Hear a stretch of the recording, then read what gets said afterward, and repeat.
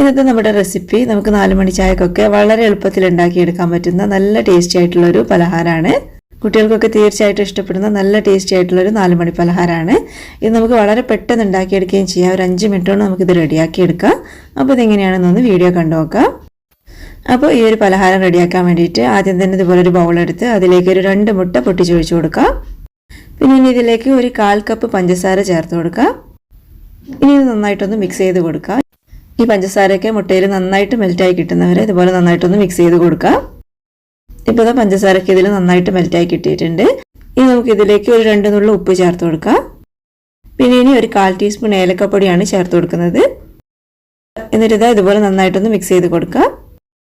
ഇനി നമുക്ക് ഇതിലേക്ക് മൈദപ്പൊടിയാണ് ചേർത്ത് കൊടുക്കേണ്ടത്. ഞാനിപ്പോൾ ഇതിലേക്ക് ഒരു 1/4 കപ്പ് മൈദപ്പൊടി ചേർത്ത് കൊടുക്കുന്നുണ്ട്. കുറേശ്ശെയായിട്ട് ചേർത്ത് കൊടുത്താൽ മതി. ആദ്യം ഇതിലേക്ക് ഒരു 1/4 കപ്പ് മൈദപ്പൊടി ചേർത്ത് കൊടുത്തിട്ട് ഇതുപോലെ നന്നായിട്ടൊന്ന് മിക്സ് ചെയ്തെടുക്കാം. പിന്നെ ഇനി ഒരു 1/4 കപ്പും കൂടെ ചേർത്ത് കൊടുക്കാം. ഇതുപോലെ 3 തവണയായിട്ടാണ് നമ്മൾ ഇതിലേക്ക് മൈദപ്പൊടി ചേർത്ത് കൊടുക്കുന്നത്. മൊത്തത്തിൽ 1/4 കപ്പ് മൈദപ്പൊടി ഇതിലേക്ക് ചേർത്ത് കൊടുത്തിട്ടുണ്ട്. എന്നിട്ട് ഇതുപോലെ നന്നായിട്ടൊന്ന് മിക്സ് ചെയ്തെടുത്തിട്ടുണ്ട്. ഇനി നമുക്ക് ഇതിലേക്ക് ഒരു 1/4 കപ്പ് റവയാണ് ചേർത്ത് കൊടുക്കേണ്ടത്. ഇനി ഇതാ റവയും കൂടെ ചേർത്ത് ഇതുപോലെ നന്നായിട്ട് മിക്സ് ചെയ്തെടുക്കാം. പിന്നെ ഇനി ഒരു 2 നുള്ളു ബേക്കിംഗ് സോഡയും കൂടെ ചേർത്ത് കൊടുക്കുന്നുണ്ട്. എന്നിട്ട് ഇതെല്ലാം കൂടെ നന്നായിട്ട് ഒന്നുകൂടെ ഒന്ന് മിക്സ് ചെയ്തെടുക്കാം. ഇപ്പോൾ ഇതാ കണ്ടില്ലേ, ഈ ഒരു രീതിയിലാണ് കേട്ടോ ഈ മാവ് ഇരിക്കേണ്ടത്. നമ്മളിത് എണ്ണയിലേക്ക് കോരി വയ്ക്കുന്ന സമയത്ത് ഇതുപോലെ വിട്ട് വരുന്ന രീതിയിലാണ് ഈ മാവ് ഇരിക്കേണ്ടത്. ഇനി നമുക്കിതൊന്ന് ഫ്രൈ ചെയ്തെടുക്കാം.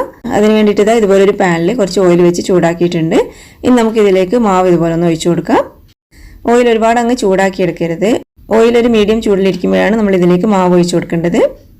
മാവ് ഒഴിച്ചു കൊടുത്തതിന് ശേഷം ഇതുപോലെ ഓയിൽ കുറച്ച് ഇതിൻ്റെ മേലെ ഇതുപോലെ ഒന്ന് തെളിച്ചു കൊടുക്കണം കേട്ടോ. ഒരു ലോ ടു മീഡിയം ഫ്ലെയിമിലിട്ടിട്ടാണ് നമ്മളിത് ഫ്രൈ ചെയ്തെടുക്കേണ്ടത്. ഫ്ലെയിം കൂട്ടി വെച്ചിട്ടുണ്ടെങ്കിൽ ഇതിൻ്റെ ഉൾഭാഗമൊന്നും വേവാതെ പുറം ഭാഗം പെട്ടെന്ന് കളർ മാറിപ്പോവും.